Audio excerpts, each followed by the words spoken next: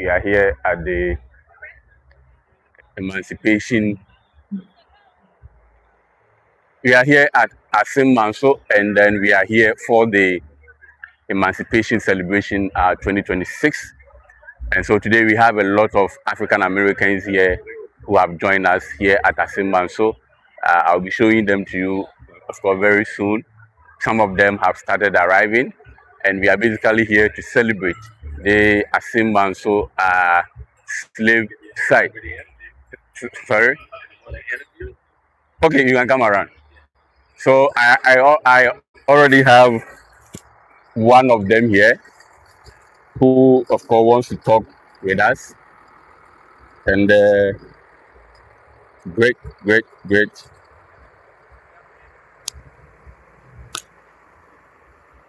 Let me give you a microphone.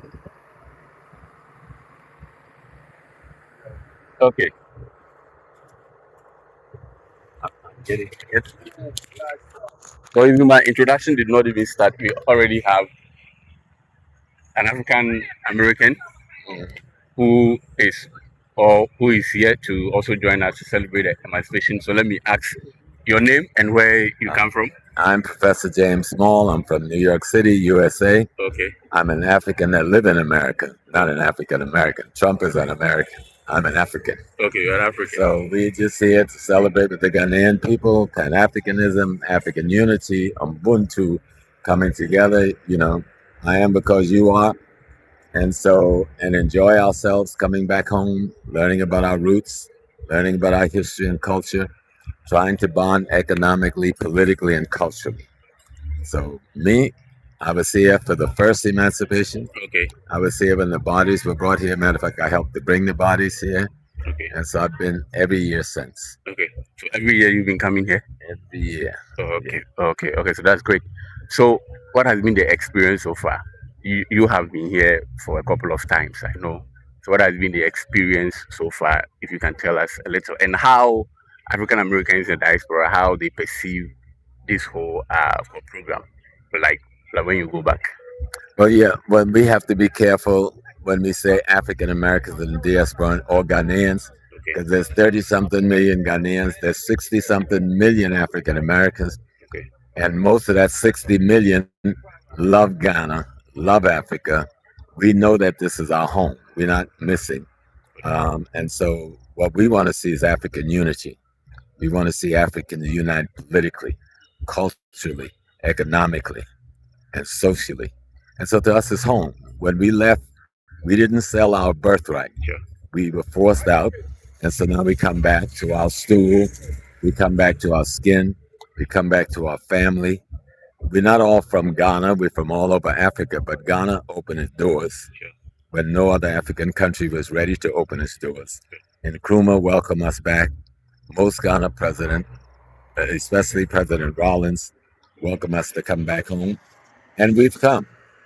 And it's not always easy, you know, two different cultures, even though it's the same people. It takes a little while to get adjusted. Sure. But every African American I've met who live here in Ghana, they love it. They know they've come home. Good. They love it. And over the years, I've been bringing tours for 44 years. Okay, and in those 44 years, I've rarely met anybody who was disgruntled about Ghana. People love Ghana and the people of Ghana, because you represent Africa in a way no other country does. And I love the fact that he made mention that we shouldn't refer to them as African Americans, because in that sense we make them appear like for foreigners. These are our brothers and sisters whose of course forefathers. Yes. So good. So what are we to expect today for those who have not witnessed the event before the first time? So what are we supposed to expect? How many African Americans, how many of our brothers, are we expecting today here? It's hard to tell because they're all over the country. We're the first bus to come in, but other buses will be coming. And I think people want to come and just find a way to make contact, to feel like they're a part, to see our traditional custom, to hear our government speak, and to just be among our people. That makes them happy. So when they go back home, they got pictures, they got a story to tell their family about coming home to Ghana. Ghana is an exceptional nation, Sure. extraordinary. We were so the whole of all of Black America were playing for the Black Stars. We almost got there. Yeah. We got close. But We almost. next time we'll bring the cup We back will to do that. Ghana. All Yes. right. All right. Thank you very Okay, my much. brother. All right. Thank you Peace and very much. blessings. All right. You're welcome. Okay. So that was one of our brothers, as he already indicated, and he, according to him, he has been here for a couple of times. He has been here every year to actually celebrate the Emancipation Day. Today is not his first time. He has been coming here every day. So as I already started, I didn't even give an introduction, and then they all started coming in. They just wanted to have an interview with me. So the emancipation, what is emancipation and what is all about? When we say emancipation, what is this all about? So let me give you a rundown as to what we are to expect here today. Now, when we talk of emancipation, it is a day that the whole world has set aside to remember the abolition of slavery in 1834. So, in 1834, of course, slavery was abolished, all right, by the British in 1834, and it occurred on 1st August 1834. Okay, and so the whole world marks the day. The whole world use 1st August to remember or to commemorate the abolition of slave trade in the whole world. Now, in Ghana, it was our former president, Jerry John Rawlings, who introduced this whole program here in Ghana in the year 1997. So it was former President Jerry John Rawlings who did that introduction after visiting Trinidad and Tobago, and then he came back with the whole idea. So as I'm talking to you now, the whole world Emancipation Day is being done in the whole world. Now, one interesting thing, if you could remember, Asante Nana Otunfo or say to the second, and Piao went to Trinidad and Tobago last 2 years or so to also, of course, celebrate the Emancipation Day. So, what are we expecting today here at Assin Manso? Today, we are expecting a lot of African Americans to come or to join us here. A lot of our brothers and sisters who were in the diaspora to come and join us here, as we already saw one in an interview. So behind me, as you can see, we are having the preparation. The first batch has actually arrived from Assin Manso. Now, why is it so important that this celebration should be done here at Assin Manso? Assin Manso played a very important role in the transatlantic slave trade. It served as a place where the slaves had their first and last bath here. So there is a river over there that I'll go and show you very soon, and then I'll also go inside there. The river was the place where the enslaved Africans had their last bath before they were marched down to Cape Coast. If you don't know Assin Manso is on the way from Cape Coast to Kumasi. It's just in the middle there. Assin Apemedim for traditional area. Now, when the slaves were arrested from the interior, from the northern part of Ghana, and they were marched down to the coast, the whole thing is that they never bathed, okay? They never had any bath. So the only place that they stood or they stopped to bath was here, where we are currently standing, Assin Manso. This was the place where the slaves stopped for the first time, and they had their first and their last bath over here. First and last bath was done over here. And that river, that same river in which these slaves or these captives, if I may say, had their first and last bath, is located right behind me. And I'll take you inside the, of course, river. We will go there. African Americans, all of them, our brothers and sisters from the diaspora, will all go there. And then Nananom will also join us. Nananom from Assin Permanent traditional area, the chief here would also join us, join the Deba. So as you can see behind me, the Deba is about starting. The first batch of the African Americans or our brothers in the diaspora have arrived, and many of them are expected to come. So let me take you around the place. Let me take you to where the river is. I may not be allowed to enter there now because there will be some libations and other things done over there. So it will take some time before we go there. But let me just take you around the place where the river is. It's a tourist site actually, and you can also come and visit. So yeah, stay tuned. Don't go anywhere.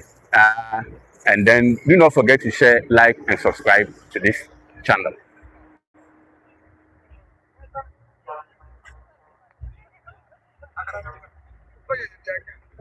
Good. So this is the signboard leading to the place, as you have seen over there. And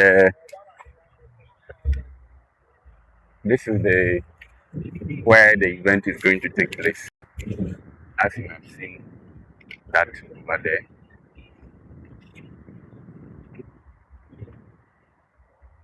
The guests are now starting to arrive. None of them, I think a few of them have come. I saw some African Americans who came in. So let's go there and then go and find out the place I was talking about, the river. This is the place. So like I said, this is where the event is going to take place. In about 30 minutes time, the event will begin. And today I will be doing a lot of interviews from these African Americans, our brothers and sisters from the diaspora who has joined us. Hi. Sure. So that's some of them. A lot of them will be coming today. A lot of them will be coming today. So stay tuned. This is the entrance to the slave site or the river where the slaves had their first and last bath. This is the drawings at the entrance. All right. Good. So this is the slave for reading. So this is a picture depicting the slave for reading when they were captured from the. This is how exported. Then we also have the capture. This is how they were also captured. Then we have for captives arriving at the castle. So these are the captives arriving at the castle. Okay. Then some of the punishments that were meted out to the slaves, the branding, the captives, the last bath, and so on and so forth. Of course, what we have here. So this is the entrance to the river, and these are some of the brothers and sisters who have joined us from the Caribbean, from the Americas, as you have seen them over here. So let's bring them.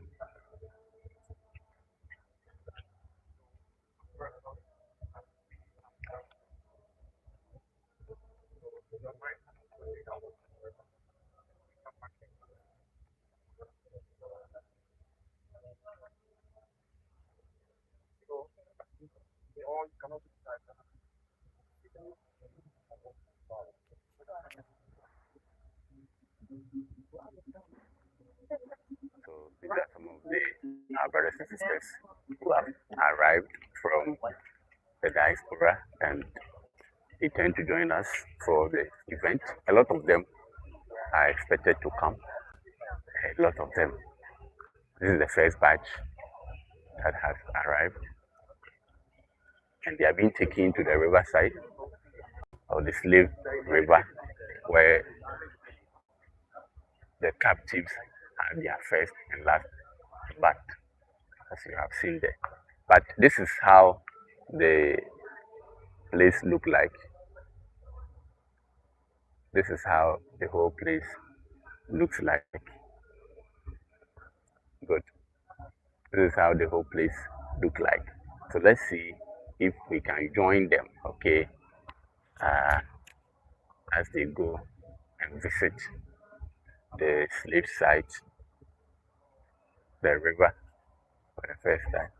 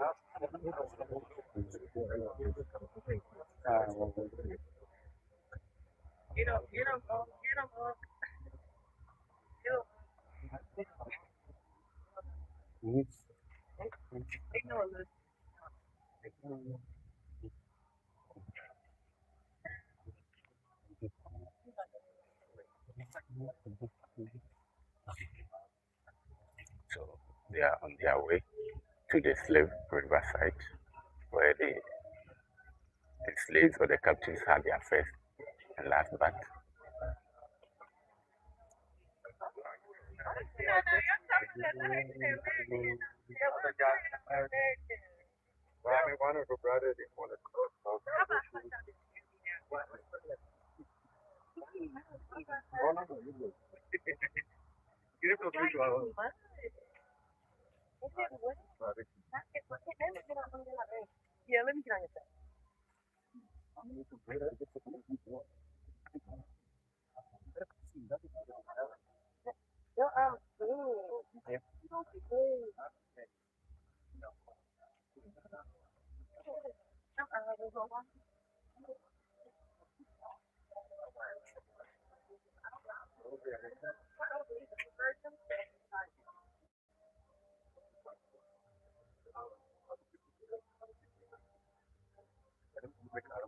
Yeah. So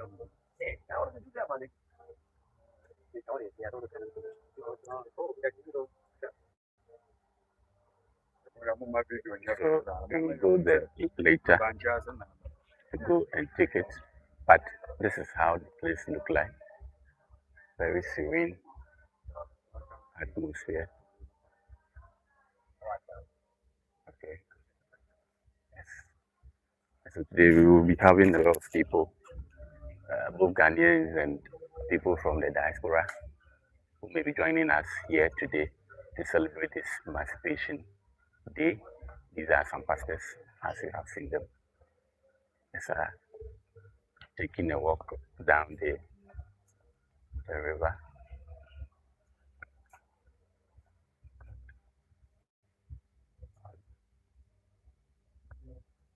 So let's go there. Let's let's follow them and go there. I didn't want to go there initially, uh, but then I think we have to join them there.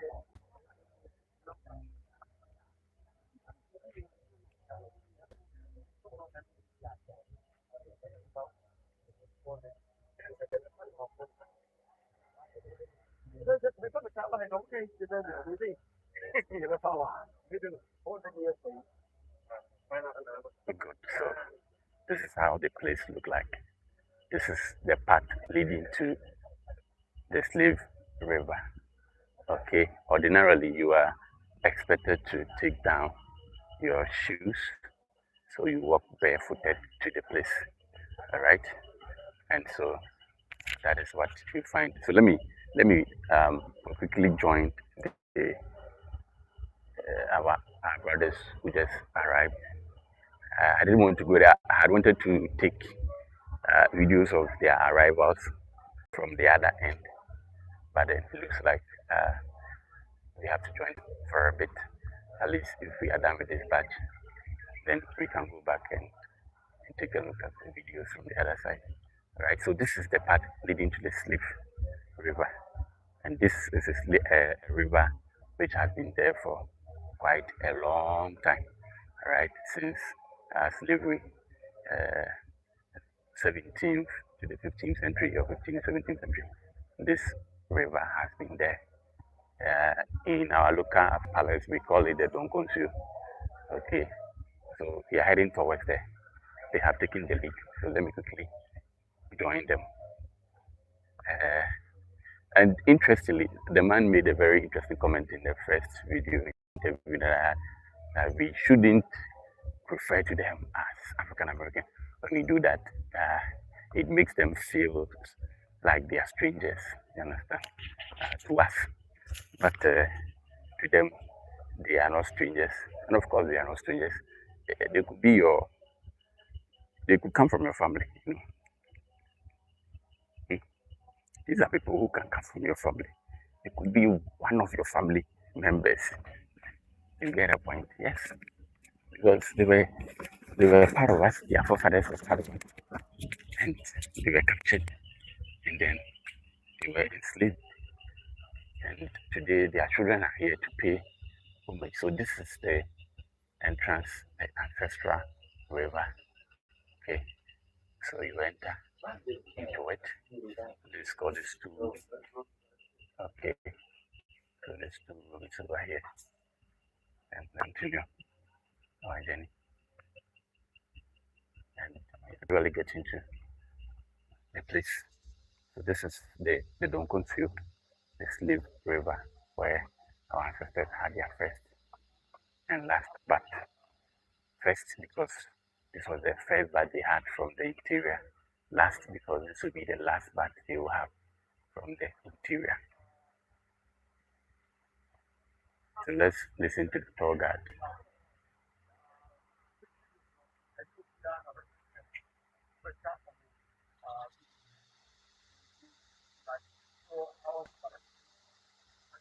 This is how the place look like.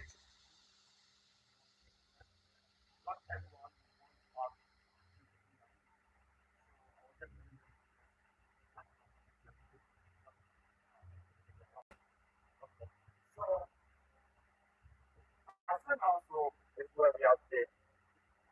Assin also was one of the slave markets that existed during the transatlantic trade. And now this market was not during the transatlantic trade. But Assin also is a slave market and probably one of the slave market. According to the Ghanaian student, in the person of Professor Africa, according to the Ghanaian context, the history of the indigenous people in Ghana from the 15th century to the 19th century, the Nation Ghana was part of the Ghana market. From the 15th century to the 19th century,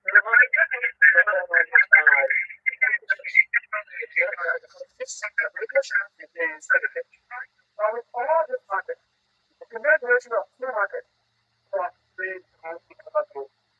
You talk about the largest market So this is the first market. Now, both the largest market and the business market were all out there in Ghana. Even though Ghana was not the slave coast, Nigeria was a slave coast. Ghana was the poorest. But because Ghana had all the things of market, in terms of force, castles, and markets, they used our country as a point. So those that were captured were not only captured from here, but they were captured from our country. Some from Portugal, some from Mali, and wherever you were captured, you were supposed to walk in trade and sandals. You bury it, you bury the drink. Barefoot and out there, you were supposed to walk. So imagine if you were one of them, and you were supposed to come Mali, and you are supposed to walk from Mali to Ghana. How many months you think? We are looking at 9 months. How many of us money every day? Now the inner was for 2 years. How many of us money every day? The many of the women among you would appreciate the journey of the slave. In fact, imagine you being part of it. For you to be able to get to this land, it means you have to go through 9 menstrual cycles. So the first one was one. Or your blood is driven. You can't even bring your own blood. It was Christ that was written on your blood until the next month. Some of them were captured when they were a month pregnant. Which means before you get in here, you are given to the delivery. But the question is, how many pregnant women can survive cancer? Look, men like yourself, but in that time, the men were on the fight. Because the men were so trained up. So when that some people killed their own people, many of the men had their own Jews. That's their own people. Because they felt that their ways. Many of them gone. They don't know many of them gone. The king of the land and that market is separated and the name of that market was Salaga Slave Market. Now the distance from Salaga Market to Assin was about 400 miles. And our ancestors made it for walk before they get in here. But the story of Salaga is a story that nobody will talk about. It's so painful. Because the ancestors were supposed to go them with precious forest. And the name for this forest is Mole Forest. And today, Mole is all returns there. So if you visit Ghana and you want to see all this wild animals, return to go to the north. So imagine your ancestors with just a shadow. And they knew that this forest are wild animals. But they are supposed to cross that forest without protection. Just imagine what will happen to them. Look, many of these animals shared for the death of the slave. And because they were chained, when they see snakes coming to them, they only pray that the snakes will attack against them. When they see wild beasts, they pray that the wild beasts will attack them. And the animals never say no. The animals attack them. So the animals, there are so many of them, not only the enslaved, but they also people that attack the raiders. But for the raiders, they never wanted to be attacked. So they went to our women. They don't have their menstrual fluid. They were both out of their chairs and shackles. And the men that were beaten and called rebellions, but I for them to don't fight, they were equally caught. In a particular direction in the forest. They were all chained around big trees in the forest, and they were left behind. So in the minds of those that were chained, their prayer was, let somebody pass by, see me, and rescue me. But later they knew they were instead known as bait.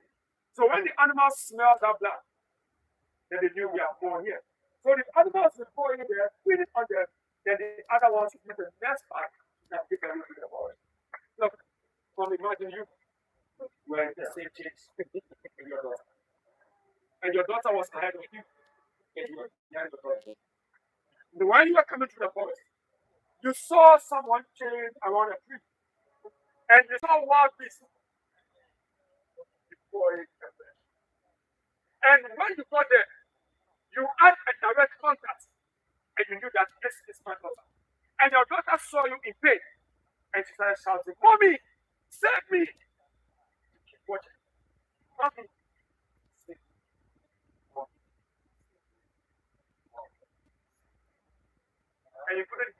voice of your daughter again, how would you feel? Look, these people were so wicked. They never gave us physical pain. They intentionally imparted to us what we call generational pain. Because this pain as a mother can never go away from you. That is why today we reason that the pain felt by our ancestors will still be felt in us. Because that pain cannot go away. Mothers will come, they cry. Fathers will come, they cry. They saw their children being killed. One saw their husbands being killed. But I always ask myself this question. In all the days of the enslaved, in all the days of our ancestors, why did they use practice on us? Because if I was part of them, in 2 days, I would take my whole life.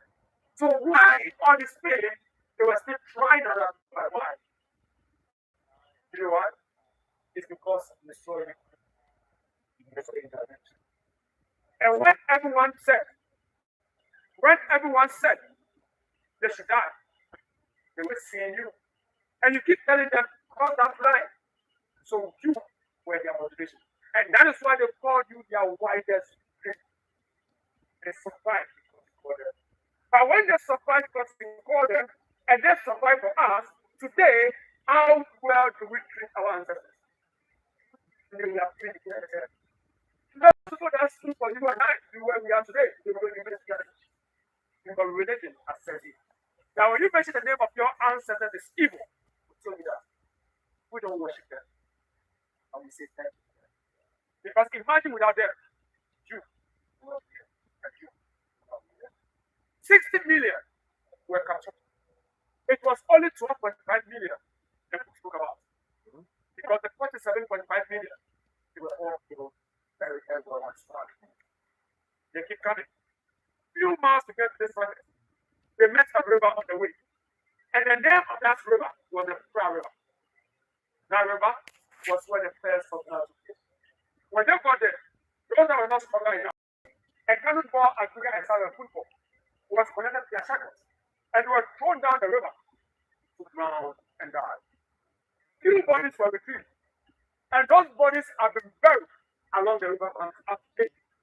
But daddy, you know what's called people? Those that were buried and put in soil. The people didn't go there and know that this is my ancestor.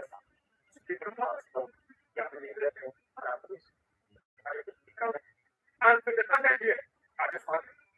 When the landed here at this market, the market goes all the way to the country.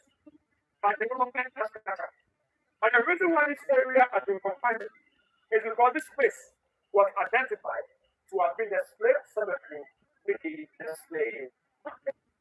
So from the edge of the ground all the way to where we are standing, we are all standing on the beings of this king.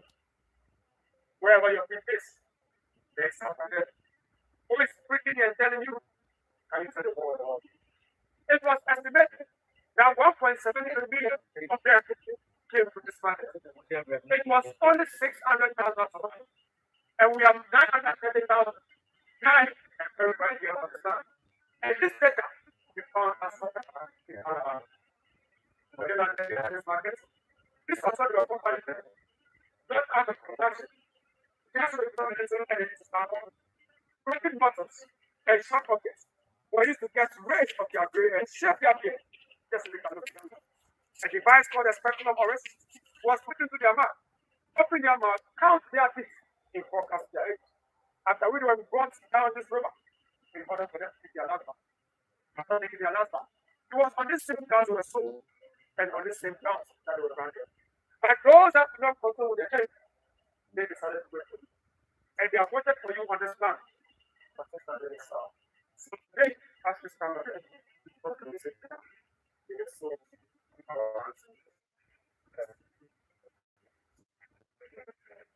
this market, before their things were full. Not knowing the dungeons was waiting for them. Look, in the dungeons, the enslaved were made to eat and drink in their own hands. No ventilation, diarrhea, and dysentery became the disease of the day. And when they do it on themselves, they use a rope to tie around the knot and push it through their back door to stop it from coming out. And if this thing remains in you before they kill you, and when you die, thousands were killed. Some got blinded because of the darkness of the mountains. And a blind man who never knows his or his mountain will be thrown into the ocean. In 205 for the first time, I visited the dungeon. And when I visited the dungeons, I said to myself, brethren, I said, God is good. God is forgiving. And God is love. But when I came out of the dungeon, I got very confused. And I asked myself a question. Do we have one God on behalf of people gods? Is the God of the slave the same God as a slave owner? Or is there a difference? I don't know. But I think there is a difference. Because when they talk about this, how can there be a effect of the conscience? And what kind of God like that church is? Look, this is what I've never picked up. The only thing they teach is religion. Something to make you feel inferior for them to see themselves superior. 35,000 slaves came our ancestors. And when the sheep arrived, before your ancestors could go on the slave, there was a particular door that they all crossed. And the name on this door is the door of your return. Sis, can you imagine? You've been captured. And there's a door. And when you walk through the door, you're not going to come back to the people again. You didn't know how to do it. So the ancestors hold on to the door because the door was very narrow. And they said, no matter what you do, you will do. But this profession killed so many of them because they said, if we don't kill you, you will not want to go. And history has not been fair to our ancestors because they said something. And history is not telling us if our famous simply they had the grass in the Sahara, which was to go back. And it was the answer that said that no matter what you do to us, we will always come back. But you know that this law of no return, now maybe you've seen or you're going to see, it is not just a door. It was a direct European policy. And their policy was simple. Let us make sure when this group of people cross the door, they should never come back. And if they are so stubborn like you, and you still insist to come back, they will make sure you come back as confused as ever. So today, are you not back? You are. Which tribe of Africa do you come from? Do you know? Do you know? Do you know? Do you know? No, it's not your fault. It was a well-orchestrated plan by the Caucasians at the door of no return. That was where they took away the most important part of us. And when they took it away from us, that was when they won over us. And you know what that was? Our names. Look, with African naming system, you don't have a choice. You are given life assignment. You are left to connect it to your tribe, your community, and your destiny. So even if I don't know this brother of mine, and they mention their names to me now, I'll be able to tell you exactly where these people are coming from. Look, I'm a typical example of my name. My name is Kofi Amini. Amini means a river. In all my academic credentials, I have my master's in human resource management, master's in African studies, executive master's in tourism management. With all these masters, I thought I'm going to work in a very big firm, but because my name is a river, today I work in a river. I'm sure if all this school with the root is a typical history. Because if I am your slave, and you can do whatsoever you will to me, why would I my name? Because if that name is no more, but in the era of our ancestors, the place that they saw was so much on better. So they had to let go of their own names and apply to themselves their slave names. But the day we apply to ourselves our slave names, that was the day you and I came in here. Because there's a saying that you cannot fight and win the person that named you. So if that saying is true, we name you. So name your name or a slave. That's why today when I get married to you and we give birth, we name our child, right? And we are the only ones to write the biography of our children. That's why for the past 7 years now, these Caucasians have been writing our own story. Because in their minds, their names on us means they own us. So today the time has come. We need to detach ourselves from those things. And we also need to be able to tell our own story. Because if the lion like us does not have our own story, the answers I get will always be verified. If these Caucasians can write, we can write better. And if they can lie, so the time has come to change the narrative and tell the truth. But before the truth will be told, a curse is to be first. And that curse is the door of no return. That door is to change the door of return.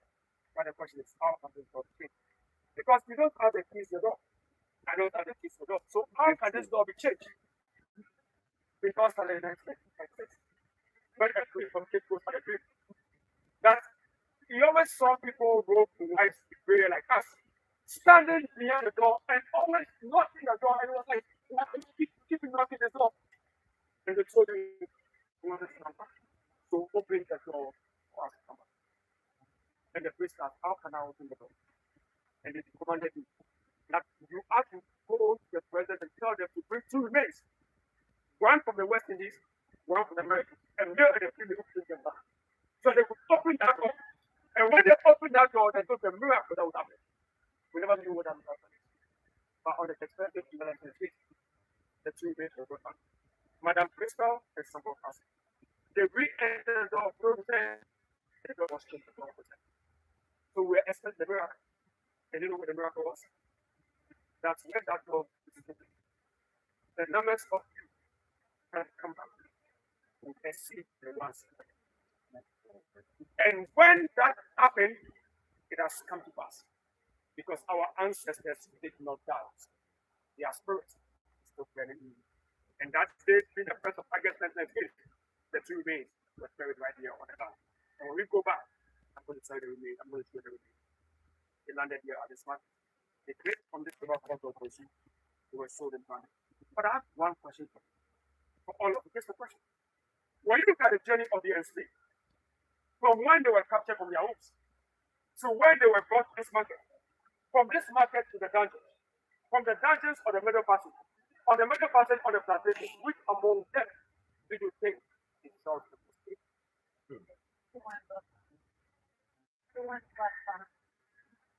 So then the option is first from their homes when they were captured, second when they came to this market, third when they were at the dungeons. On the plantation. So this fight, which among them do you think is Charles the First? But I just want to see which one. When they were taken from their homes, anyone else? The dungeons, plantation, middle passage, plantation, dungeons, plantation,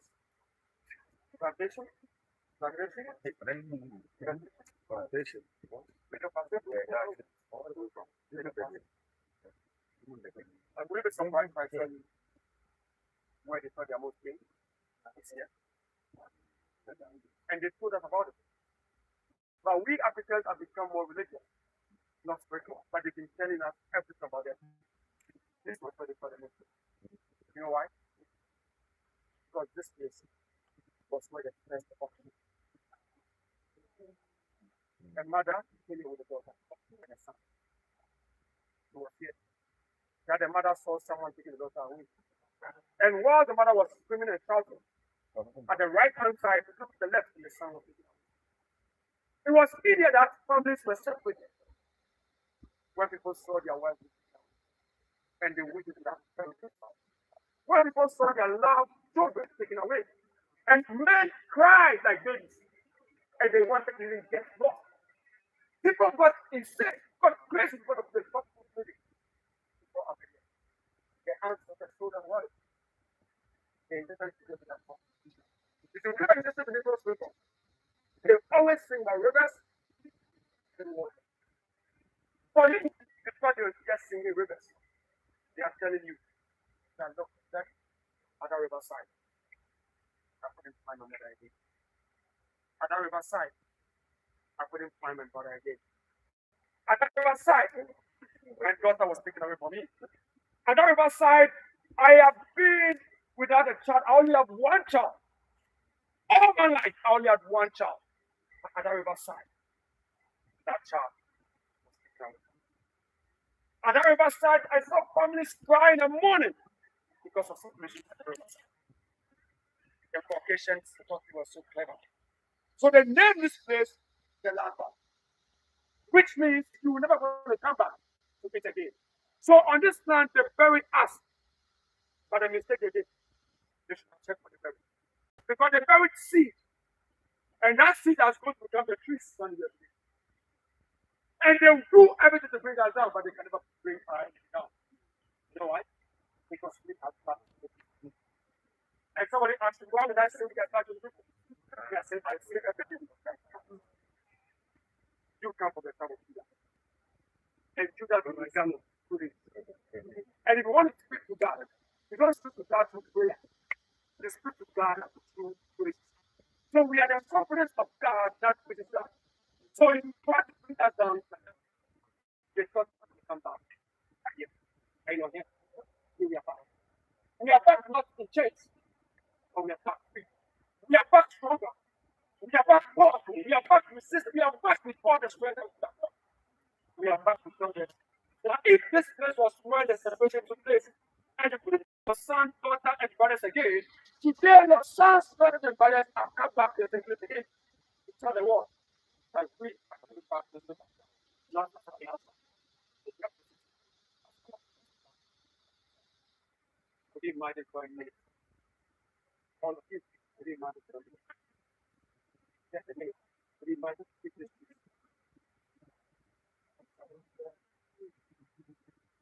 If this land and this river, how many of us can even have a first time? We will close our ears for safety. We will close our eyes because what we will see, we cannot be seen. But it gets everything else. And to make it feel just today. That's why they always sing the song. Take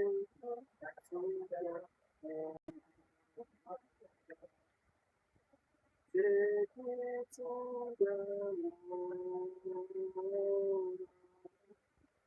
Take me to the Lord.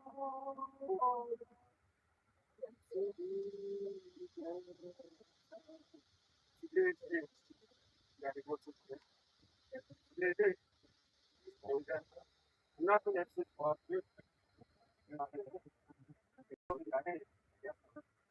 It's only their strength.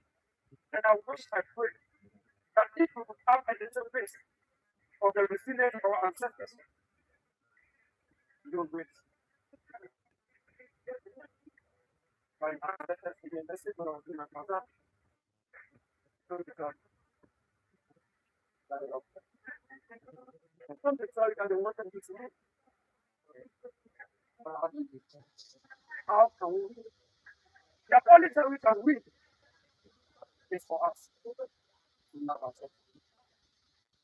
If I love this system, we love it back. There's no risk. And I get our ourselves. We are coming back. We get out.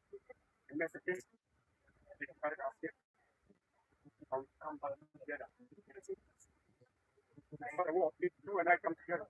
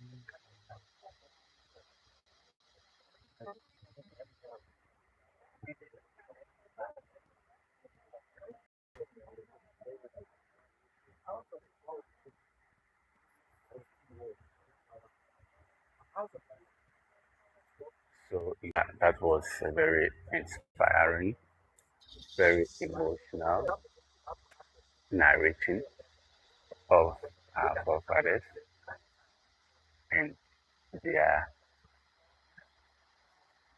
predicaments over here at Slave Riverside. So They are heading towards the river.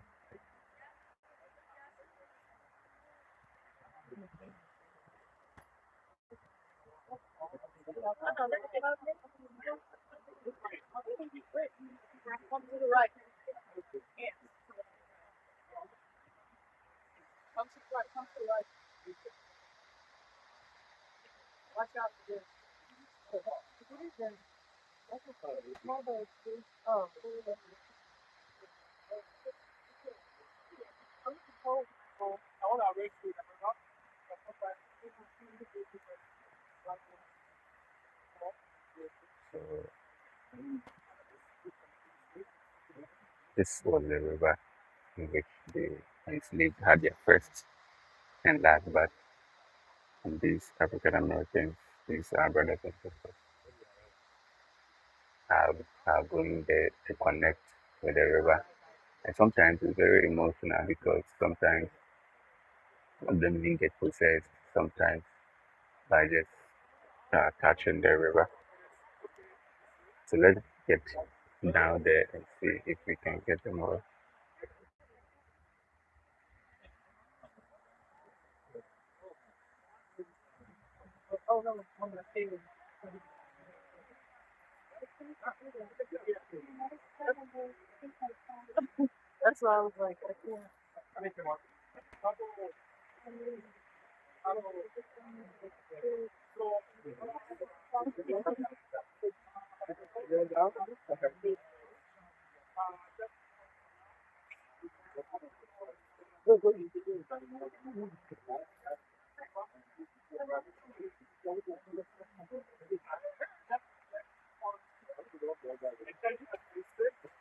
So let's descend down there. Whatever times we got, sometimes you have a point. You are just looking for a point out.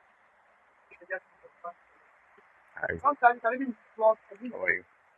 and time, put your time to be on. You just so at that moment of that, So that is them. We find it there, in the river. This was the very river in which their forefathers had their first and last birth.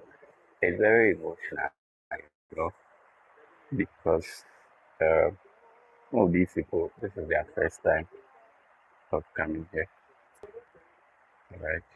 Some of them, that is their first time of coming here. So for some of them to be in the river like this,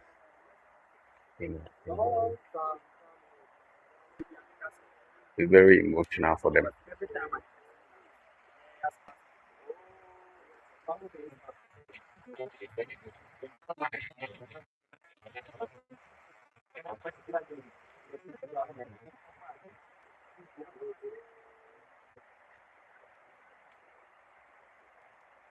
Very emotional for them sometimes. You can see some of them praying, some of them pray to the God, pray to the ancestors to heal them. And that is what we see over there.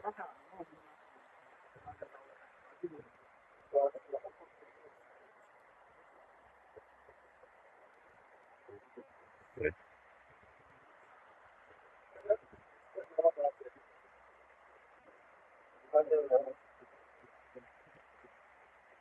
very emotional.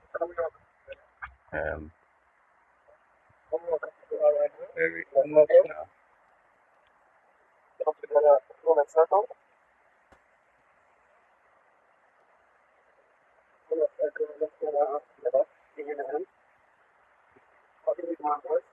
it's not working, but I'll try. What do you It's a very emotional scene.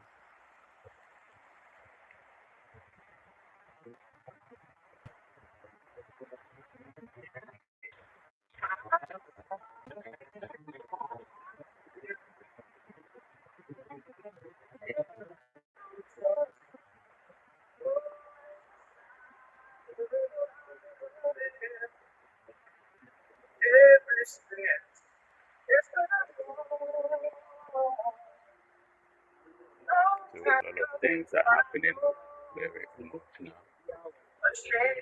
You can see them over there.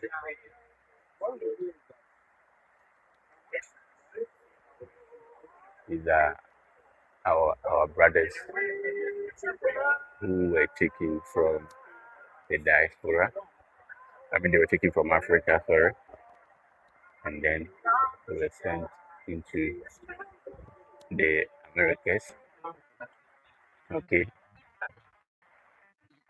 and like I said, some of these people could be your ancestors.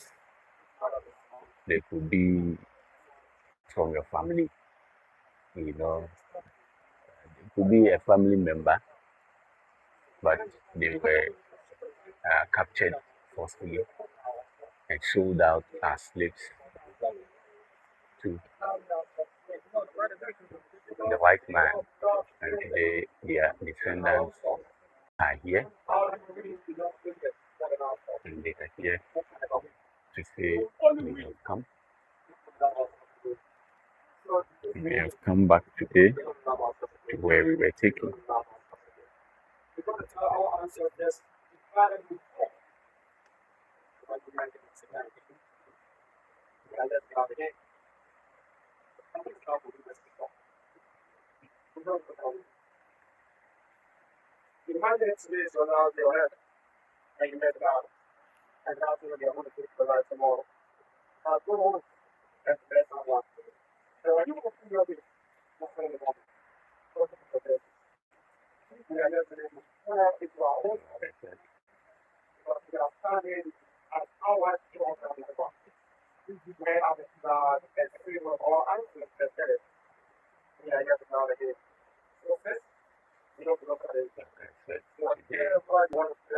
Yeah,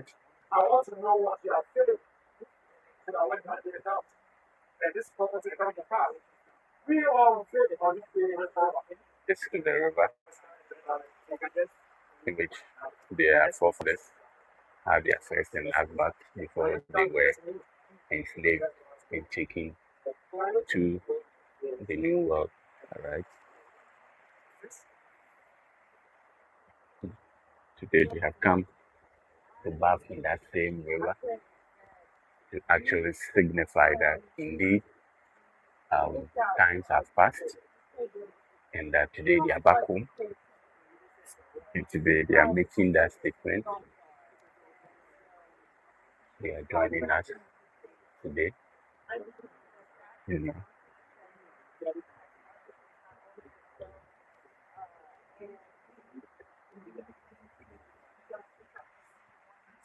they are joining us today.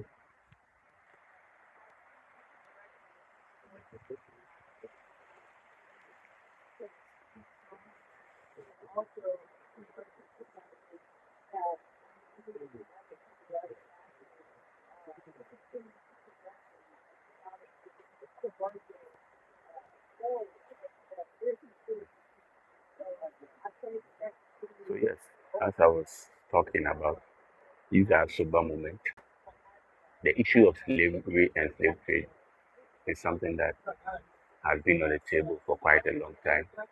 And recently, the country for Ghana even set out a resolution at the UN, and uh, other countries, people in the world, or countries in the world have actually supported and agreed and have accepted that indeed the transatlantic slave trade is the most heinous or the most wicked, you know,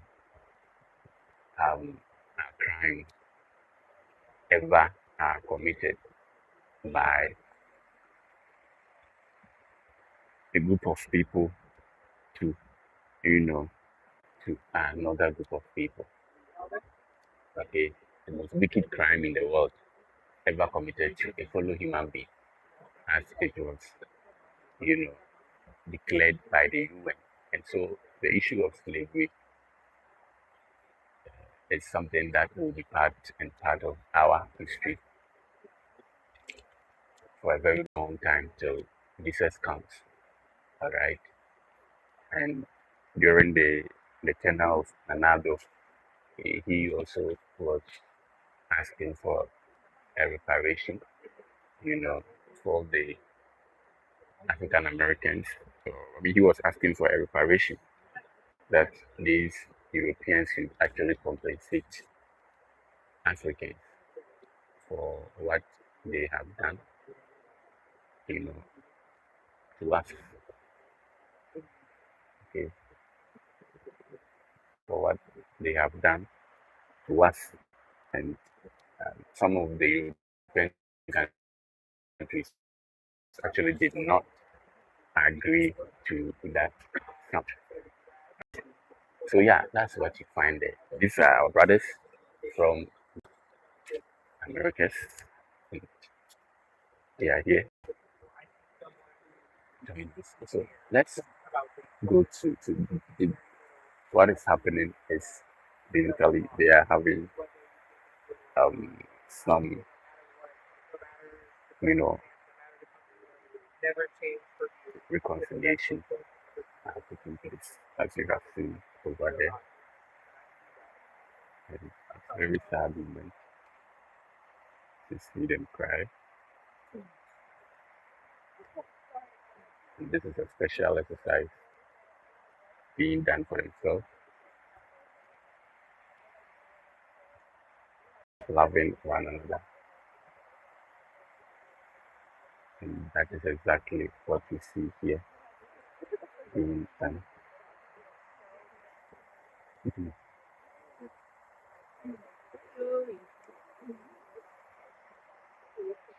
How the situation at hand.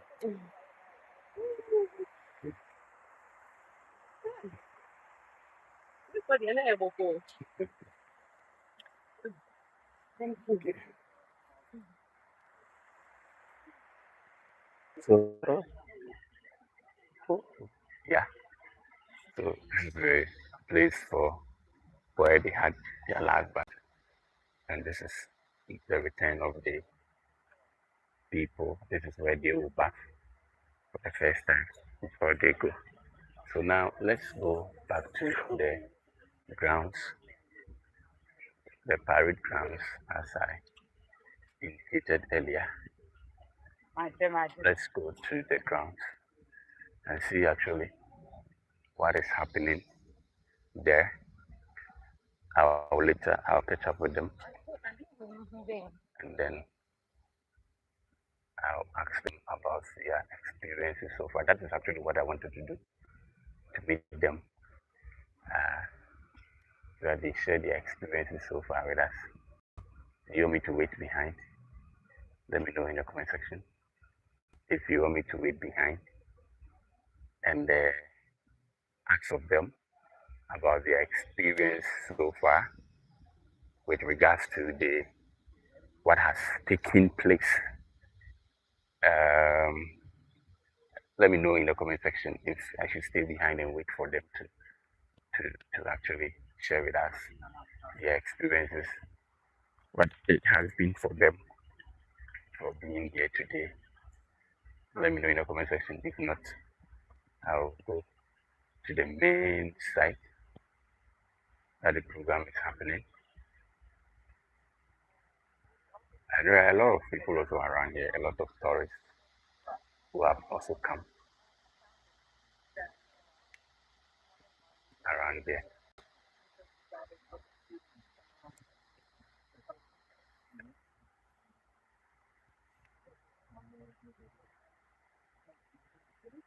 There are some people here. Let me see if they want to talk to us.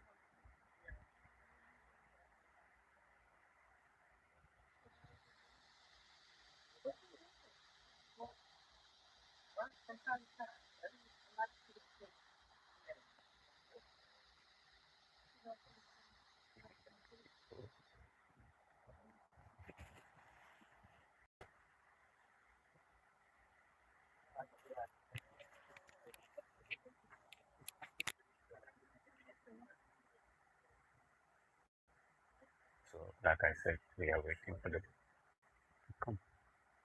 I want to engage with ladies. I don't know if they are willing to talk.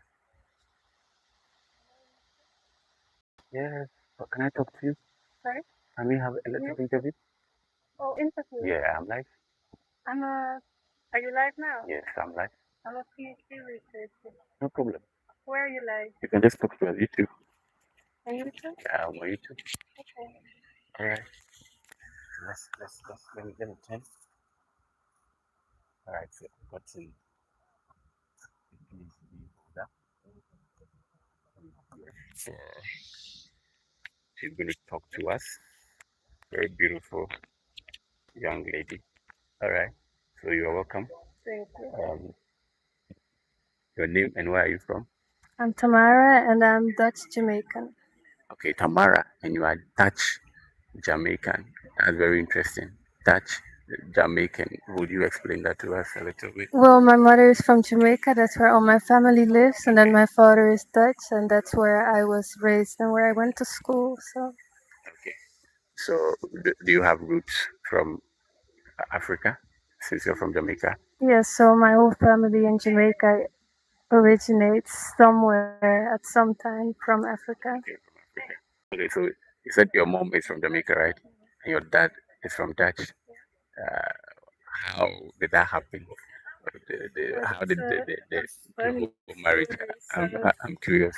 So that's a funny story because most of the Jamaican migrants went to the UK Okay. because there was a British colony, but my dad was into the reggae music business, so he used to tour with bands in the 70s and the 80s. Okay.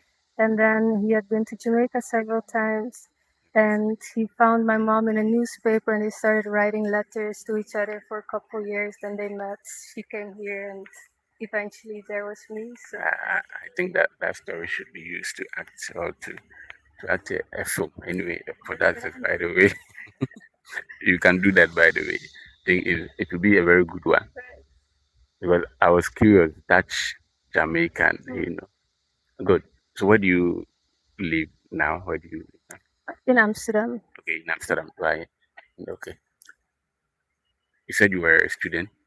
PhD kind of. Okay, for PhD candidate. So what are you reading on? So it's in cultural geography, Okay. and I'm looking at colonial heritage sites that have become tourist places and the rituals that are done there and what that does for cultural memory. And I'm doing that in Ghana, Suriname, and the Netherlands. So it's a comparative study. Oh, okay. So you've been to the other countries, Ghana Yes, too. Ghana is my first. Okay, here is your first place. Okay, so that's amazing. That's very interesting. So you came to have a look at the slavery. How did you, get to know about this whole place? I've been here before, Okay. so I've been through a lot of colonial heritage sites all throughout Ghana, Okay. and when I came here first, I went on an organized trip from the Netherlands. So I was with a group of women and we went to a lot of places. But this is actually one of my research sites. So I'll be coming here more often and doing the tour over and over. And Okay. So what are you specifically doing um, at this place? Here being one of your so now today's Emancipation Day. I've been to Cape Coast Emancipation Day and also Picoro Slave Camp in Paga, close to the Burkina border. So Emancipation Day is something I'm interested in because you also have that in Suriname and the Netherlands. But I look at the tours, what tour guides say, how people respond. So I observe tours, I observe what kind of rituals are done, if libations are poured or prayers are said. And then I also talk to tour guides and to visitors and to organizers. So yeah. what are some of the rituals that you have seen here today since you came? Well, it depends on how you define a ritual. Today I haven't seen any pouring of libations yet, but when I was here the last time, that happened a lot. But I think that standing in the river with your feet and just taking a moment, there's something ritualistic about that. So, yeah. Do you think that something can be done beyond just this place?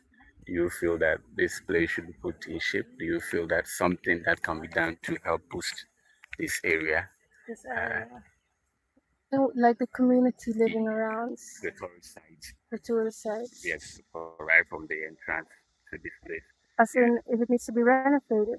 Yes, do you feel that something should be than maybe if that was added, probably it would have elevated this place? Or you think it's quite okay being like this? I don't know. I think that's a very tough question because it really depends on this balance between what is there to see and what is the story that is told. And I think that, especially here at Assin Manso, that the tour guides have a very special gift in evoking the story and working with what they have. They are really capable of making people feel something through the narrative. So you could add things to for visitors to see more, but is it real? Is it what is it going to do, right? And you're curating the space, and it's it's mostly in memory, right? So it depends on what your preferences are. Some people might come here and might think, "What am I looking at? It's a tree." So Yeah, yeah, yeah. Yeah, I agree with you. It depends on what you came here for. As you're saying, some people might just think this place look like just a normal place, a normal of course river. So what is actually different here? So that's fine. How you are in the Dutch? Have you been to Jamaica? Okay, okay, many okay. times. Yeah. How is the continent perceived in the other side of the world? Jamaica, how How do you is, look at yes, Ghana? how is Ghana or Africa in general is perceived, It especially among really depends. the descendants of enslaved? How do It they perceive depends. Africa? It depends. So I would say in the Netherlands, there are a lot of Surinamese people that's next to Brazil. There was a Dutch colony, and also Jamaicans and other Caribbeans, but also a lot of Ghanaians and Nigerians. So there's a big diaspora community there. I think most people look at Africa as an inspiration, as a homeland, as yeah, where the root starts. In Jamaica, I think it really depends on what people know about Africa. I think throughout the Caribbean, some people might not want to associate Okay, that much with being African, and they have perhaps kind of like a colonial mindset. okay, But I think there's also a lot of narratives that persist. That, like, if you look to the Rastafaris in Jamaica and the music and the way they think, their philosophy, that's very much African rooted. So I think I was about asking you that. What are some of the similarities, the cultural similarities you find between Africans, or you have been here for, I think, what is the second time? Yeah. So, what are some of the similarities culture wise that you feel exist between both the Jamaicans or those in the Caribbeans and that of Ghanaians or Africa?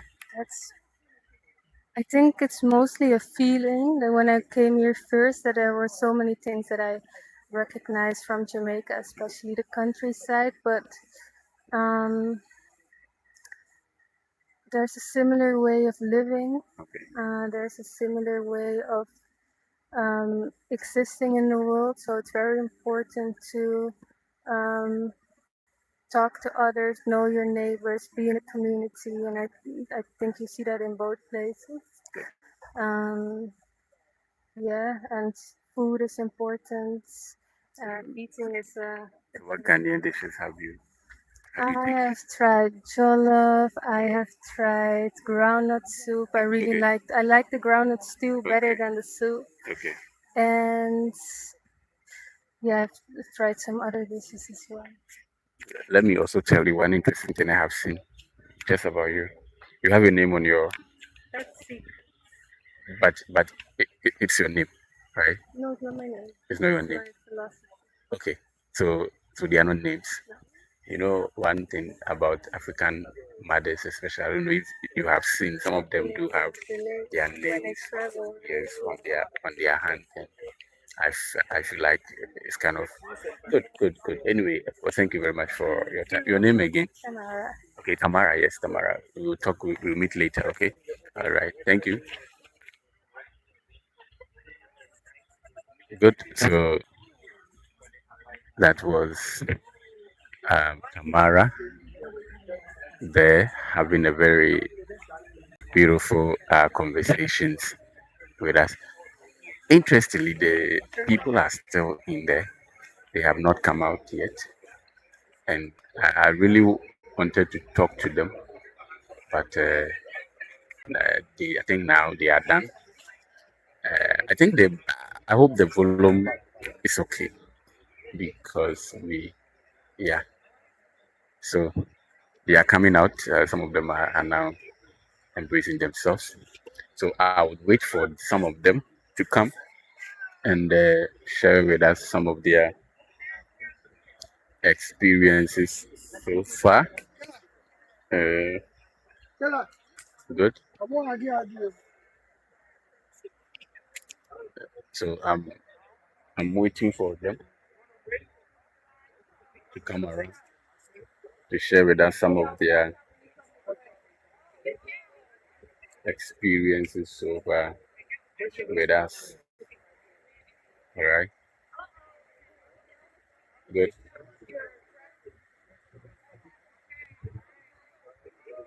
It's a really touching and beautiful moment to see our brothers come back here, and very inspiring.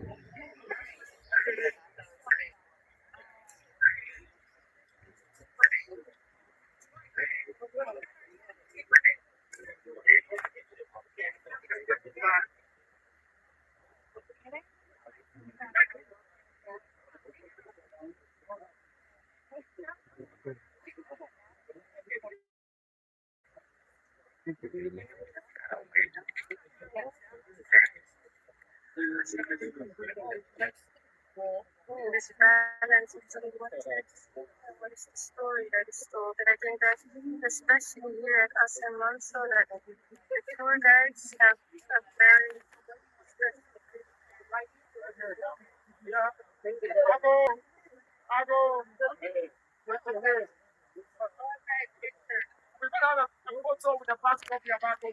So they are going to have a photo.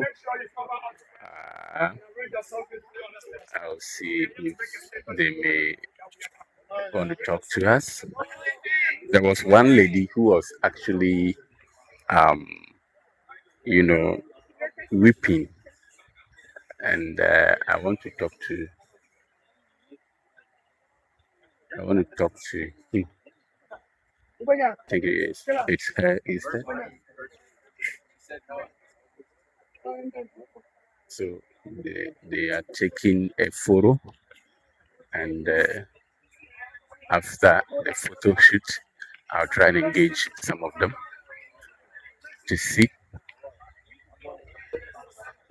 what it has been for them so far. Okay, so that's the photo that they are taking.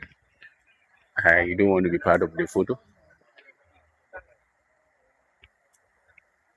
so I'll try and engage some of them to talk to us about the event and what is actually happening.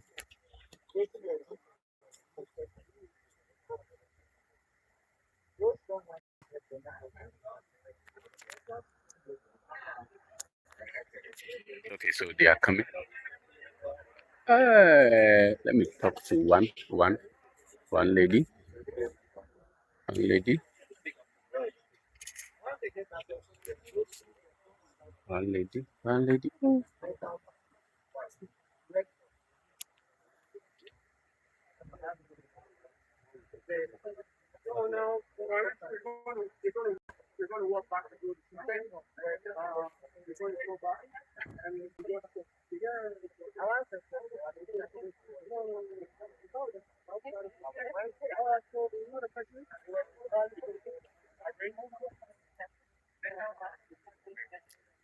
Okay,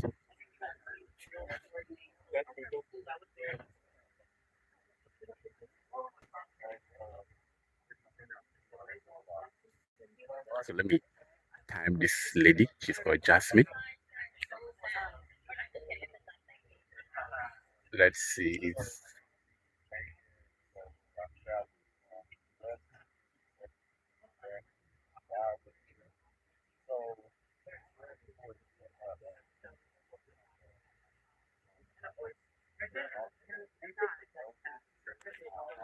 hi. Would you like to speak to me for a moment? I'm We are sorry, live. what? We are live. Would you like to talk to us? Yes, give me one second. Let Okay. me answer this All right. question and I'll All get right. right back All to right. you. All right. So yes, we have secured some interviews with Jasmine. There is one also coming. Hello. Yes. Yes. Of course. Can you talk to me? Okay. Okay. Okay. Okay. So uh, they are with other people, and once they are done, they are going to talk to us, share with us some of their views. Okay.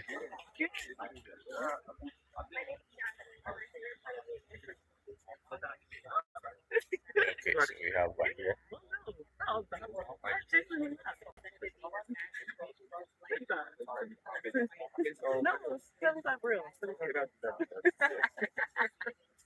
Hi. Hi. Yeah, we are live Oh, on YouTube, okay. and I just want to share some word with us.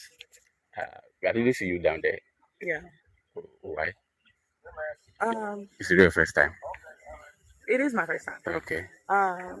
Personally, I don't really feel too drawn to it. Okay. My family's from Nigeria. Okay. And my parents are directly immigrants from there. Okay. So Okay. I feel the experience of everyone, but it's also for me like the ground and the dirt. So the connection is not that much. Yeah, I understand. Is it your first time over here? In Ghana? No, for the occasion. Yes, it is my first time being here. Okay. So how's it been so far? I think it's been a great experience. I was telling them earlier they have a great tour guide that was giving us a lot of great information on what happened here. And so, Good. All right. Thank you. Your name, please. Destiny? Destiny. All right. Thank you very much, Destiny. All right. Hello, Jessica. Okay. Yeah. So I have Jessica here, right? Jasmine. Jasmine. Sorry, Are sorry, you sorry. okay, sweetheart? All right. Jasmine. So where are you from? Well, I just got yelled at because technically I'm from Chicago, but Okay. realistically speaking, I don't know where I'm from because due to the slave transatlantic issue, I have no idea where I'm originally from. So as of right now, my name is Jasmine and I Okay. am from Chicago. So if I get you right, you wish you knew exactly where you came from Correct, as an correct, African. correct. But I know some people into that they try to sort of trace their root for to Like find out. 23 and me. Okay. Have you tried that? No, so I'm actually biracial. My mom is from Mexico and she immigrated here, and then my dad is an African American. So I only know as far back as my great grandparents. I don't know anything prior to them immigrating here to America. So today being your first time of being at this event, Emancipation, how has it been? I saw you weeping. Um, how has the experience been for you so far? The experience honestly has been so emotional. I'm such an empath, and I've always had an identity crisis being biracial, not being able to understand if I'm black enough or Mexican enough. So being able to come back here and walk as a free woman in these forests, it's literally an emotionally beautiful experience. Like I am so blessed and humbled to be here. Yesterday I celebrated a birthday, and now here I am walking as a free woman where these people were not able to be free. Has something, that being perception, been taken away from you, or something that was bothering you, or that had been bothering you for a long time, since you said you don't know who actually you are? Has this trip actually changed for something about you? Yes, I've always known at the end of the day that I am a black woman, but being on this trip and being welcomed by the communities and everyone telling me welcome back home, everyone trying to give me my authentic name, it's gorgeous, it's beautiful. I genuinely, the only word I can think of is blessed. Like I am blessed to be able to be welcomed back home and be able to find myself. Okay, so have you gotten a Ghanaian name or an African name? Yes, Okay. I was born on a Monday and my name is Adwa. Ajwa. All right. Thank you very much, Ajwa. I Thank think you. I would love to refer you as Ajwa instead of with Jessica. I would love that. All right. Thank you so much. All Have a right. blessed day. All right. Bye. Okay, so that was Ajwa for you. Good. So let's go to the event.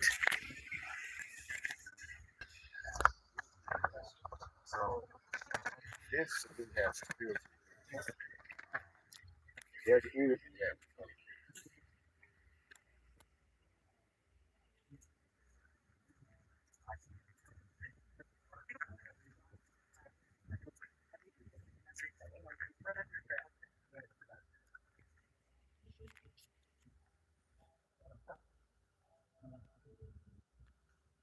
Joa. That is high. Yeah. I think that's better.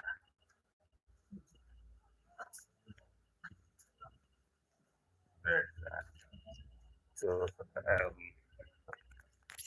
as I earlier indicated, I'm sure by now the venue site is packed, it's filled with people.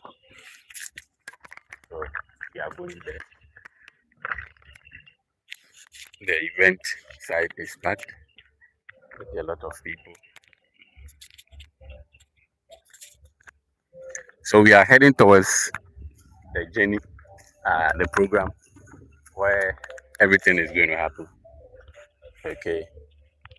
I hope you have been educated and you've learned something new about the transatlantic slave trade. So let's move towards the where the program actually is happening. I hope to interview quite some people more so that we get to know what they think about us as Africans. So we are heading towards the program. Interesting conversations I have had with some of the African Americans, our brothers and sisters. So yes, join me, share the link, subscribe to the channel. I don't know the guest who may be coming today. Last 2 years or so, for the last 2 years or 3 years, yeah, we had the president of the republic, then Nana Dankwa Akufo-Addo joining us. Last year, well, we didn't really have, but we had some MPs joining us. I think Tim Fordjo also joined us last year. This year, I don't know who will be joining us this year. So yeah, I can hear the sounds of drums as I move towards the grounds for the event. Okay.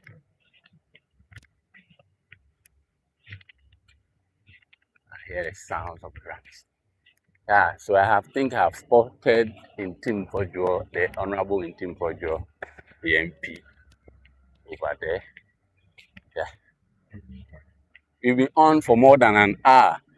Whoa. Share the link, like, subscribe, and like. I think I have to take the number of the student, a PhD student. What do you think?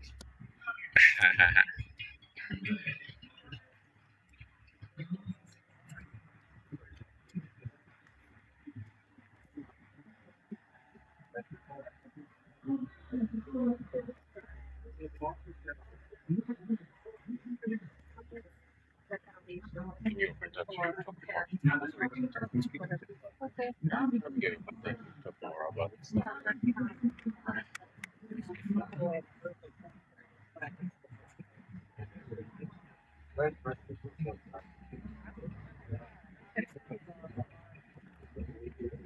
Tamara, yeah.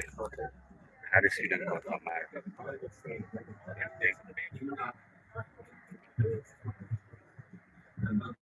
Good. So I have I've got Tamara's number. Do you remember Tamara? Tamara was I think the first person I spoke to over there. So this is the how the event, the place look like. I think the chiefs are coming. Let's quickly go there and see what is happening there. I'm curious. We will come back to this place, okay? Don't worry. So the chiefs are arriving.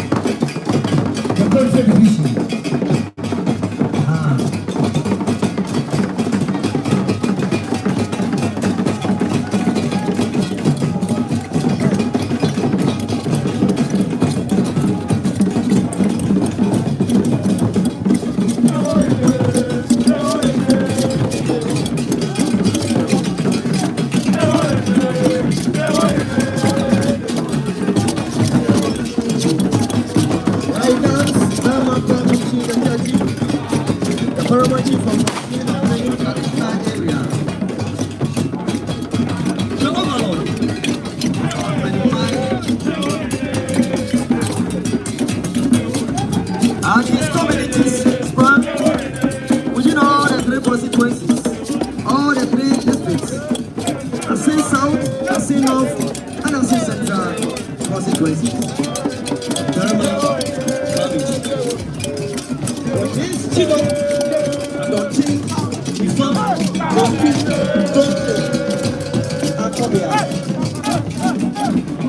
The all divisions under this head.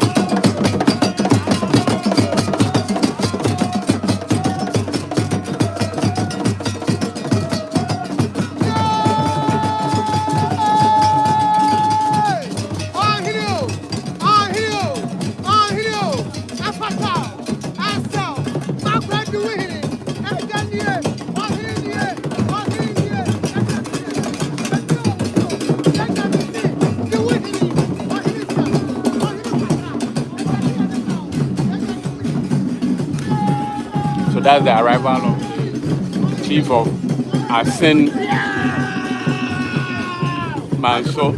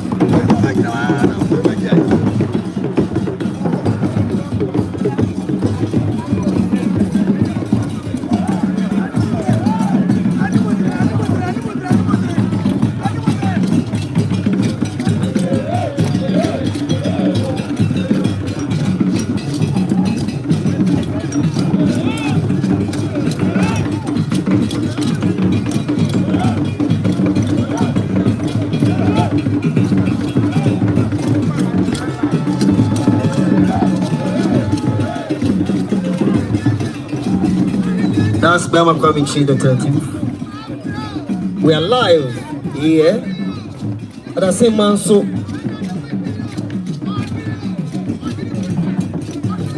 We are celebrating Emancipation Day, and which always was on 1st August, and which is very important, and we can't do away with it. So more or less, when it comes to Assin Manso, it's our big festival.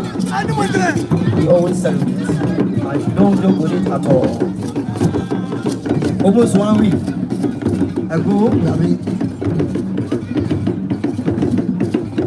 celebrated this program with a lot of activities from 18th July up to today.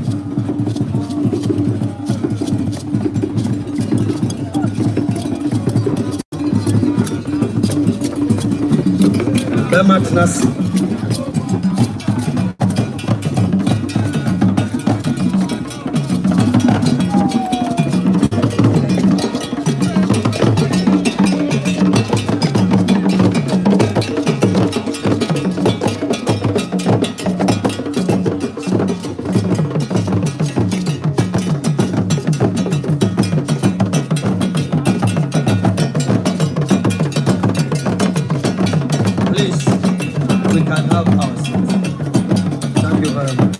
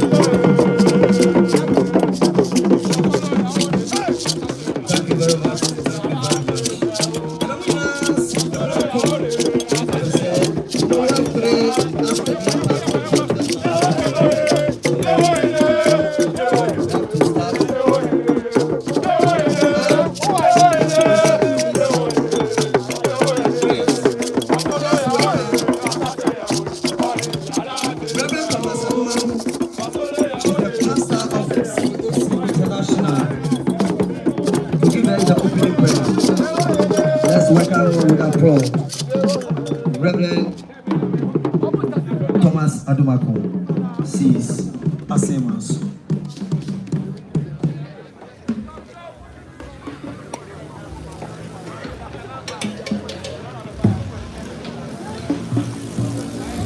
Praise the Lord. We thank God.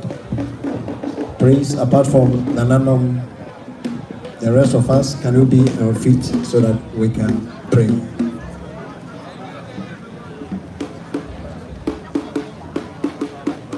Let's pray. Heavenly Father, we thank you. We magnify your name, we worship your great mercy for giving us opportunity to witness another emancipation ceremony like this. Father, I pray and I commit each and every one into your hands. I pray for security personnel. I pray for designates. I pray steps of seat. I pray for the entire Assin. I pray for a Pimanim Traditional Council, the Paramount Chief, Berma Kwame Chi III. Father, I pray against any demonic plans, satanic activity. I pray for our brethren from different countries. I pray against any satanic attack against ceremony. Father, Lord, your will be done. And at the end of this program, your name will be glorified. We thank you for listening to our prayers. In the mighty name of Jesus, we pray. Let the people say, Amen. Praise be your feet. Sorry. Sit down. With applaud, with applaud, with applaud.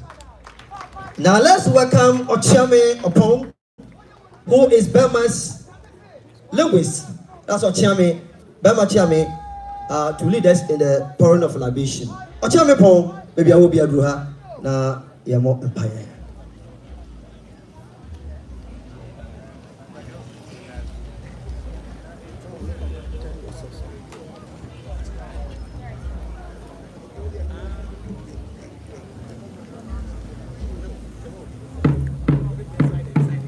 As a traditional prayers.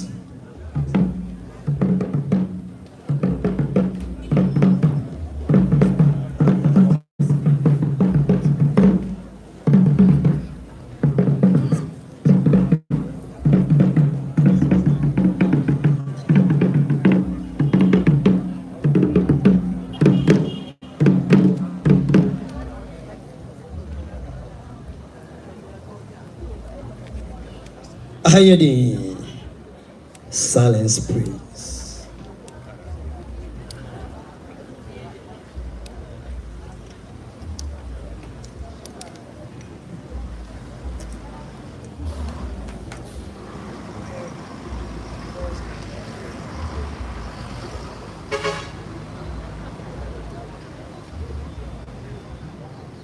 Ucherian Kwame, o de chira wonsa na yama wonsa. Asase answer. Now I'm going to say, imagine son. I must say, and son. Your friend and a year. And your bonnet. Nana no more winning. Say a Fibia, young man. A brother for no moon. A question, Koya, you might think a bromunia mufa who dear no. A Fibia, a shahufa. A wagana ha. Imagine son. Said my dear way a babaswa na nananom any aban in a akabom and on this said my dear way apa afibia this said man. Bemenching kwaso on in nanam omon kwaso apmanimai omon kwaso on my penny and in a boafo omon kwaso yen yanuma every Suja and Nasa Amanane Abekayansa. Amunina Quaso said, my dear way, it media at any perfect and we are see a man in Abaha. A binamo bar or mode a Yamushine, a bin so de Tiasianam, a bin so the Oman 9 and Eba. Ma Yasha, a media way, na yanti at in Carboni Bia said. About emancipation, I hear Kono and I see. Imagine Sanum. Ghana buying a one she be any more buying a mine. Yes, sir. A quatentain, a hoarding, a kukudro, a dema on my penny and in a boafo. Sanya Baya, bet me at your man, I couldn't imagine Sanum. Sir, at Media, a corner we are not yanti, I think, Camponi Bia, and I know Madaroma. Young farmer sit and need. O time for Bron Sama. Opese obeshi shade media yachi na otwintwan na nomne aban panifo empo committee a omohwea ma media abasui obetwa yanam de madaroma monfa no kwachirichirichiri.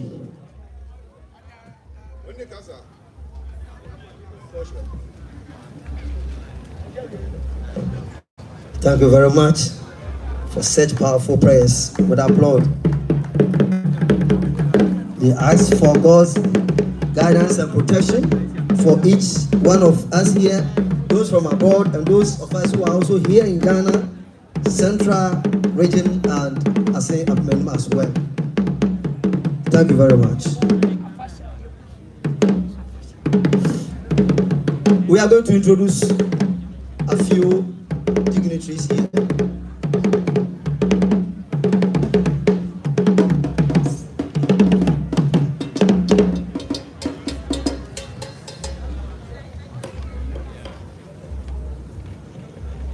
Yebani for bebre wo ha bebre mu yede wodi atudwa na yabon makoma ko ewia ebi beba beka ho bia no so ede ebetudwa.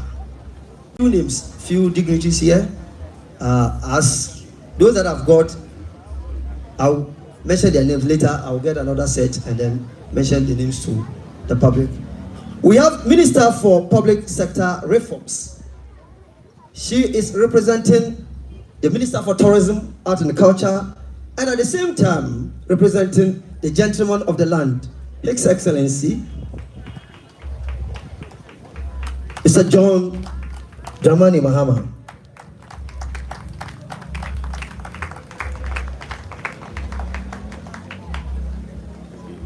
Assin South MP, Honorable Reverend Echim Fojo. We have the Chief Director, Ministry of Tourism, name, Ministry of Tourism, Culture and Creative Arts. We have Dr. Eric Afonope, Director, Hotcat. It's also here. We have those of you who have been watching TV. Yeah. Nana Ajua a window is also a queen mother. Who know TV suno? Aha. From abroad. Board member, Ghana Tourism Development Company. Also, what in Temoha. Nana Mahima Munian Abano, Madama. Nana Ata Ikum, the third, also known as the first, so the first is the Ankobia of Assin Kurua, and she was installed in 1995, and she's occupying the male stool. That's Ankobia Hine. Madam, you are welcome. Mr. Godfred Daba. He's representing the DCE for Assin South, Mr. Daba. We have in our midst ACP Dr. Asare Nyako. He's the divisional commander, also representing the regional commander as well. He's also here so that our security will be okay for us. Thank you. We shall continue. Sabra Minimuka say, Nananwa Bebriwa. Your mothers, our Ayana Nanuma Hima for Mohana Ma Awivuye. I feel so Nananuma. The chair of the GTDC, Mr. Ben Aye. Honorable Ben Ohinaye. Oh, Honorable Apume. Yeah, I say, you must have a count.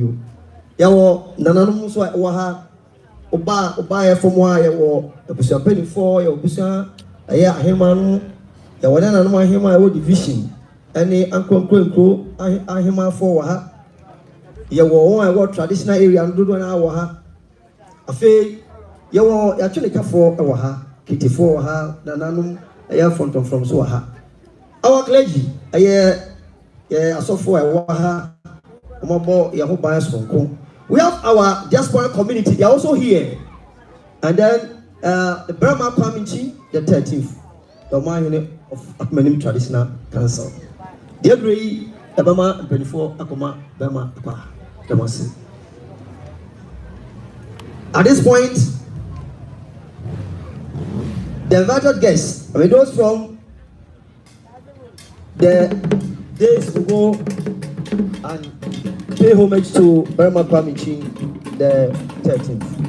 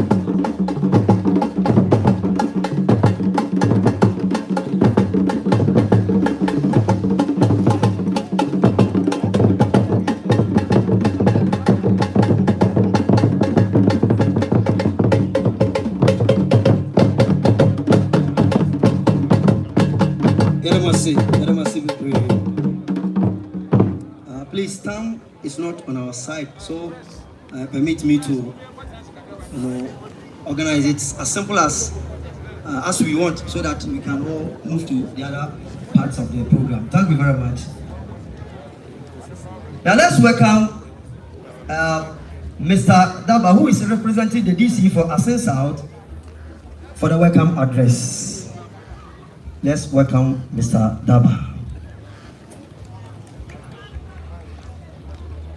Thank you, MC.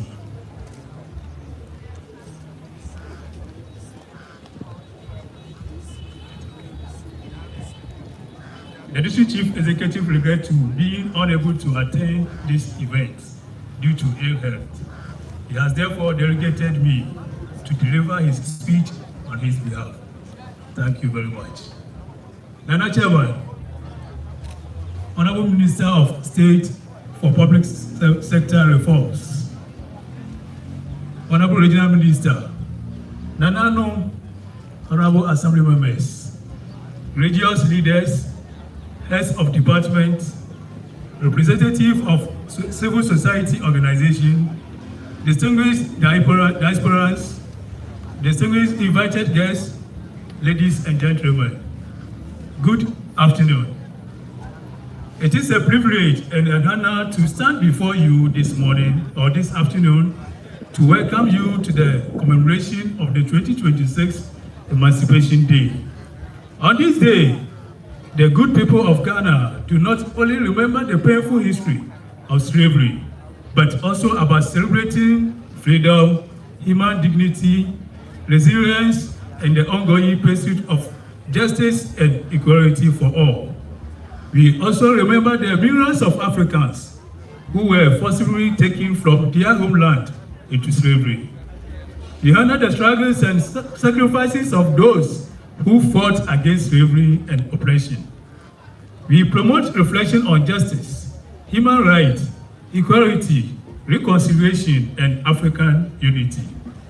Nana Chairman, as we reflect on the journey from bondage to liberty of our ancestors, we must also consider the kind of future we are building for the next generation. It is against this background that the Nananum and organizers of this great program carefully selected a team. So I'm reading the sub-team that's beyond the chains, reading the past, healing the past to harvest the future through reparatory justice. Nana Chairman, ladies and gentlemen, Emancipation Day is more than a remembrance of the abolition of slavery. It reminds us of the sacrifices made by our forebears. It also challenges us to build a society founded on justice, equality, dignity, and mutual respect. Nana Chairman, this year's theme calls on each and every one here for not focusing only on the physical suffering of slavery, recognizing the emotional, cultural, social, and economic consequences that continued even after slavery was abolished, but by acknowledging and addressing the injustices of the past so that society can heal, restore dignity, promote fairness, and build a better future for present and future generations. As a district assembly, that's Assin South District Assembly, we remain committed to pursuing development that leaves no one behind. Through investment in education, healthcare, agriculture, infrastructure, youth empowerment, and social protection, we seek to improve the quality of life of our people and create a future where every citizen has the opportunity to succeed. Nana Chairman, ladies and gentlemen, I encourage our youth to take inspiration from the resilience of our ancestors. They overcame unimaginable hardship with courage and determination. Let us also embrace hard work, discipline, innovation, patriotism, and peaceful coexistence as we contribute to the growth of our district and our nation.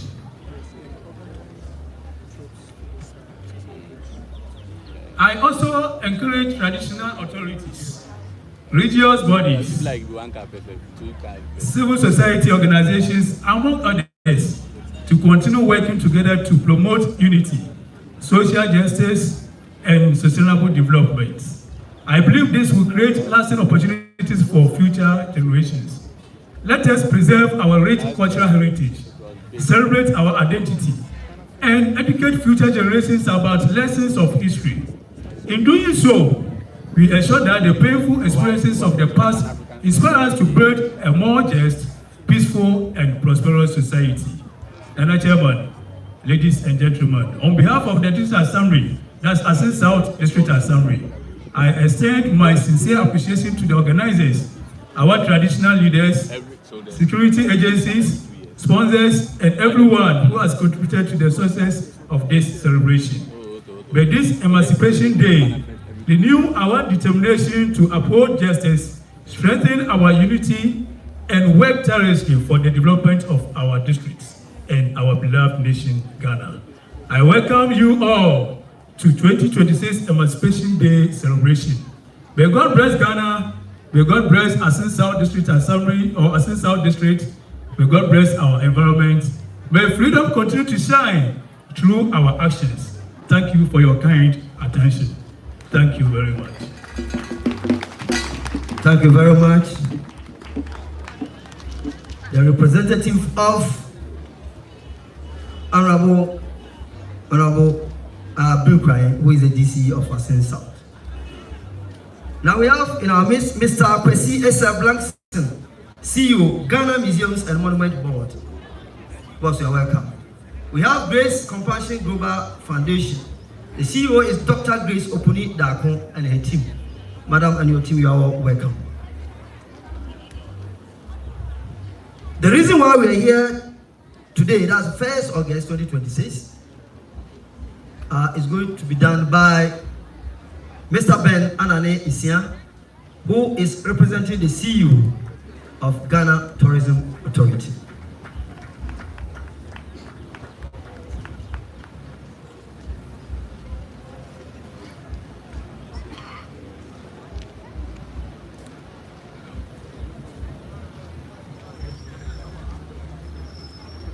Mr. Chairman, distinguished gathering, I'd like to stand on the protocols earlier established to fast track the process. So on that note, I begin by saying that it's with profound honor and humility that I stand here on behalf of my Chief Executive Officer, Mami Efuawajetu, to explain why we gather. Sometimes it's important that we are all aligned on exactly why we are here. Otherwise, we fall into that trap of people who are trying to describe an elephant. And somebody says, oh, an elephant is like this, it's like that, because your perspective and your perception comes from a certain direction. And so what I'm doing in this purpose, trying to explain the purpose for our gathering, is for all of us to look at it from the way we want all of us to look at it. So that is why we are doing this. Today, we gather